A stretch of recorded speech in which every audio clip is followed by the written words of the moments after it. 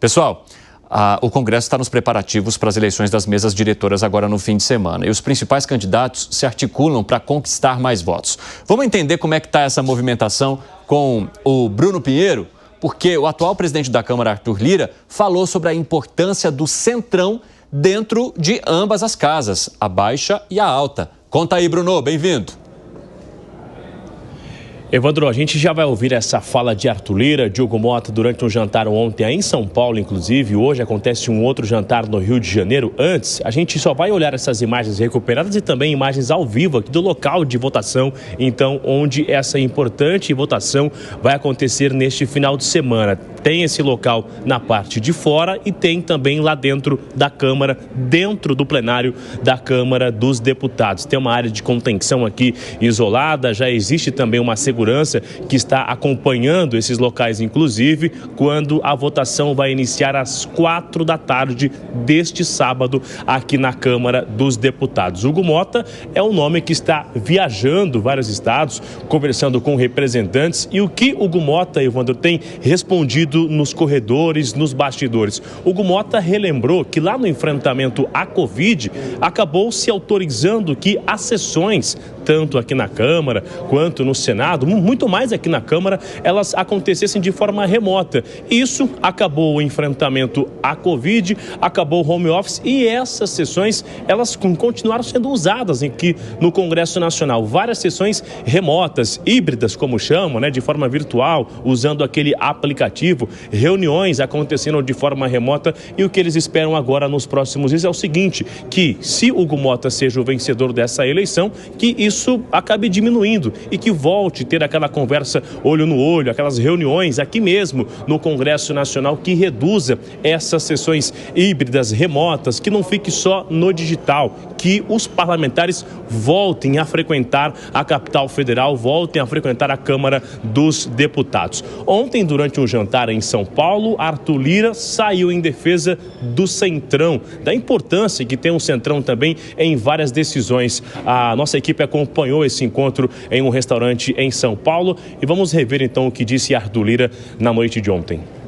Fizemos parte do tão famoso, recomendado, comentado, debatido, Tarcísio, que é o nosso Centrão, Centro Democrático, Centro Parlamentar, tem tantas denominações, mas que é verdadeiramente, para todos que olham política mundial, nacional, local, estadual, municipal, o equilíbrio e de muitas vezes momentos de grande tensionamento como o Brasil e o mundo vive.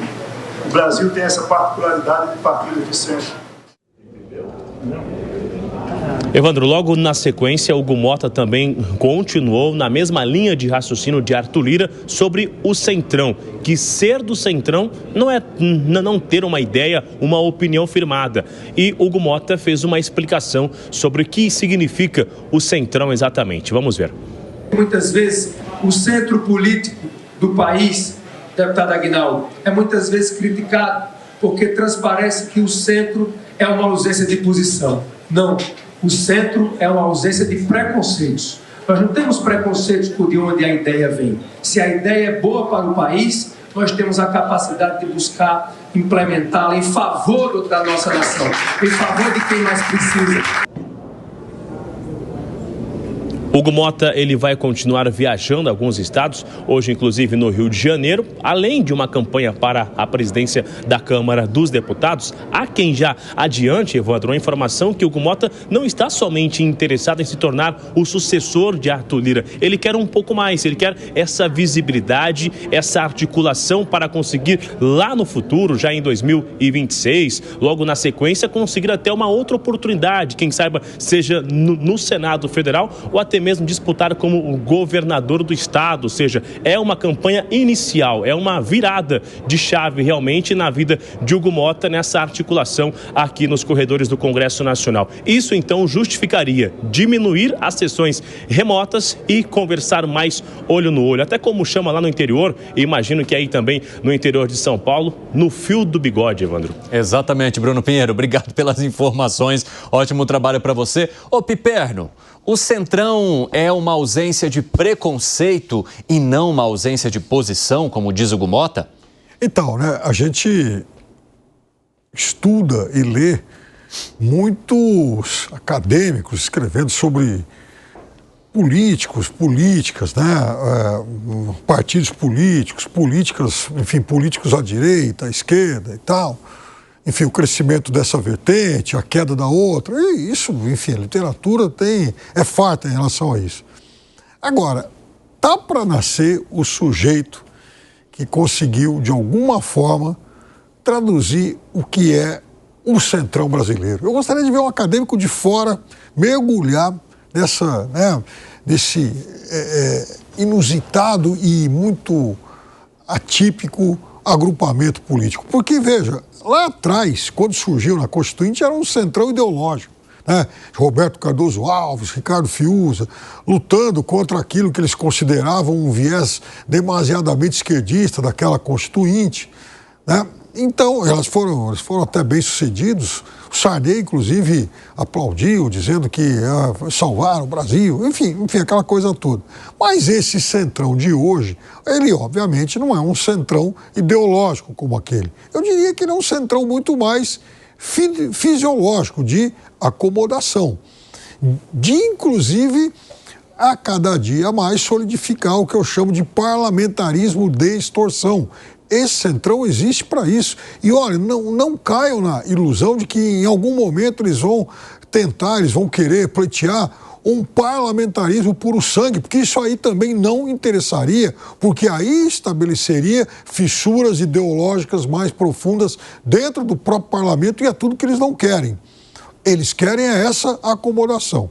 Ou seja, eles são o grupo que garante a governabilidade, à direita ou à esquerda. Zé Maria Trindade, você concorda aqui com o Piperno que o Centrão quer acomodação para sempre governar, independentemente de quem assuma a cadeira? É essa a ideia, e pegou isso na Câmara. Os partidos políticos todos estão concentrados em dominar o Congresso Nacional. O esforço de todos os partidos que eu vejo, eu converso com presidentes de partidos, que eles querem fazer deputados.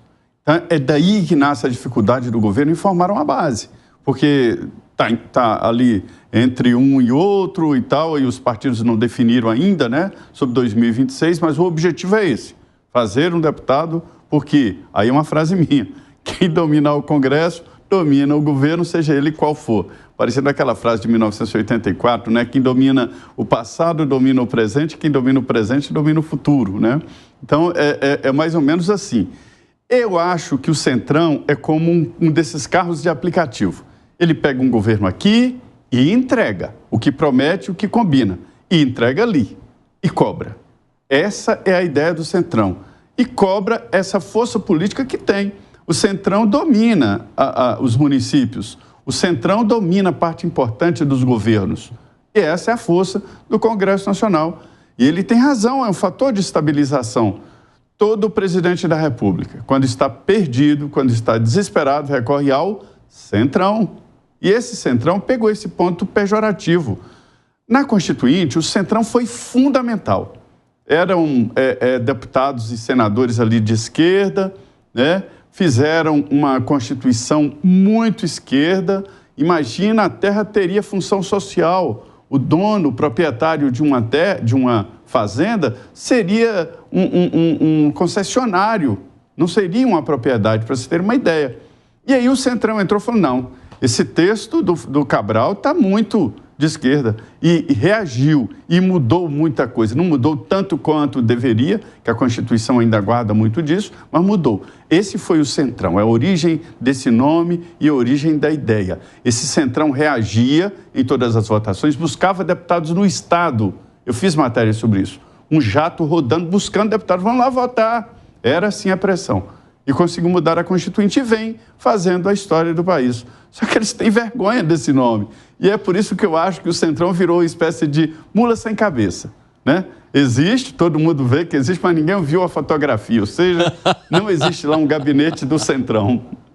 Bom, mas o negócio já está tão enraizado que vai chegar um momento que eles vão precisar assumir de vez esse nome e falar, nós somos sim o Centrão é isso, isso e aquilo, hein, Gustavo Segré? Estava me lembrando que uma vez uma consultora dos Emirados Árabes me chamou precisamente para que eu possa definir o centrão. Mesma coisa que o Piperno falou, define o centrão.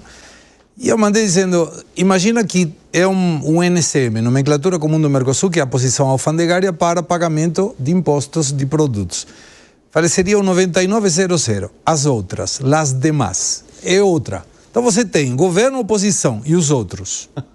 Dentro desses outros está o centrão. E me lembra uma piada curta, que uma pessoa vai desesperado no deserto e alguém tem uma barraquinha vendendo gravata. Aí fala, mas eu quero água. Não, eu tenho gravata, mas eu recomendaria, era do centrão, compra a gravata. Aí fala, não, mas eu quero água. Mas não tenho água, mas tenho gravata. Mas eu tenho dinheiro para... Não tenho gravata, tenho gravata, não tenho água. Aí o cara começa a andar pelo deserto, chega num oásis e fala, aqui temos água, de graça. E aí menciona, proibido entrar sem gravata. Então, eles estão um passo adiante, eles estão um passo na frente. Ou seja, para acessar a água você vai precisar... Precisava gravata. Então, se alguém do centrão te fala, compra a gravata, porque eles sabem o que estão falando. E não tem uma posição definida, estão aí, no meio de uma fumaça. Mas, Segré, para você é natural porque você colocou, né? Então nós temos oposição, o governo ou situação e os outros. É natural para você que os outros sejam os mais fortes nesse desenho que você nos contou?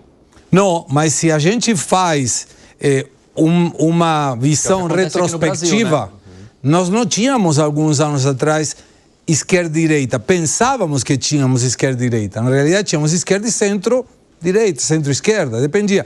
Por isso que não era necessário o centrão. Agora sim, as posições são mais antagônicas, então você precisa desse meio. E dentro desse meio termo, eu não acho que seja ruim para a República, porque você vai ter pautas que o centrão coloca o ambiente de equidade numa pauta que, de repente, para alguém é muito conservador e para alguém é muito progressista. Fala, Gani. Veja, esse centrão ele está difuso em vários partidos, né? Inclusive, você tem até um centrão dentro do PL, dentro do PT, mas majoritariamente a gente pode falar que ele está ali no União Brasil, ele está no PSD, ele está no MDB. São esses caciques da política e na lógica muito do fisiologismo, do toma lá da cá, de verbas, né? E o centrão tem crescido bastante, cada vez com mais poder, institucionalizando, inclusive, emendas, fundos partidários, fundos eleitorais, cada vez mais com dinheiro e poder.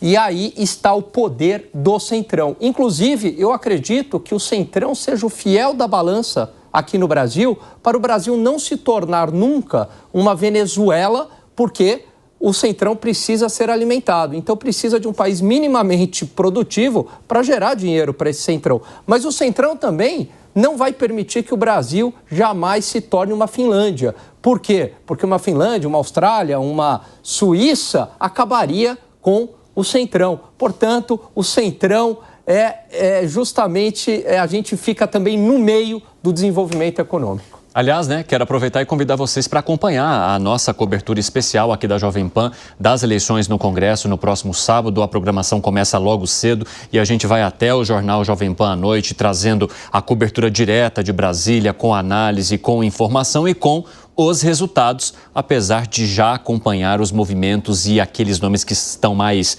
fortalecidos dentro desses grupos, principalmente no centrão que a gente tanto discutia aqui. Então, espero vocês porque eu estarei lá na cobertura especial também.